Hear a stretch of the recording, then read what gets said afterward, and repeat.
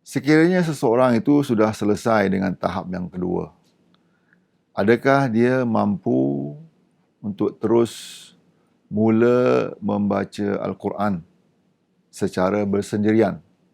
Ya? Pengalaman saya tidak begitu. Ya? Seseorang yang hanya selesai dengan buku yang kedua, iaitu buku pengenalan tajwid mudah, sangat-sangat kurang pendedahannya kepada setiap hukum-hukum bacaan. Maka menggunakan kaedah Taisirul Akhyar, kita mempunyai buku yang ketiga. Buku ketiga inilah yang akan memastikan kita bersedia untuk membaca Al-Quran. Di sini banyak contoh-contoh bacaan, hukum-hukum tajwid yang perlu dikukuhkan dan diamalkan sebelum seseorang itu pindah atau bertatih-tatih membaca Al-Quran.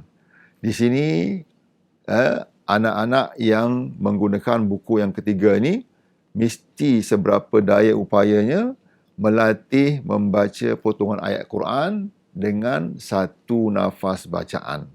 Dan pelatihan pernafasan itu sangat penting. Sebagaimana kita ingin membaca Quran dengan lancar, dengan fasih, dengan mahir, maka pernafasan itulah akan menentukan sama ada kita sudah cukup melatih atau kita perlu mengadakan latihan-latihan yang seterusnya untuk melatih suara kita dan nafas kita, termasuk pandangan atau penglihatan kita. Kerana Al-Quran seberapa yang boleh, seseorang yang membaca Quran harus mempunyai 4 prinsip ini. Yang pertama, dia perlu melatih untuk mengenal bacaan yang betul. Yang kedua, dia perlu mengenal bacaan yang tak betul. Yang ketiga, apabila dia melatih membaca potongan ayat atau membaca Al-Quran, seberapa daya upayanya dia mesti mengurangkan bacaan yang tak betul. Dan apabila berlakunya bacaan, sebutan, lafaz dan bunyi yang tak betul, dia bertanggungjawab untuk membetulkan bacaan itu. Kalau tidak, dia sudah melanggar, dia sudah melakukan satu perkara yang tidak disukai oleh Allah SWT. Sedangkan Allah sangat-sangat suka kepada hamba-Nya yang membaca Al-Quran sebagaimana Al-Quran itu diturunkan.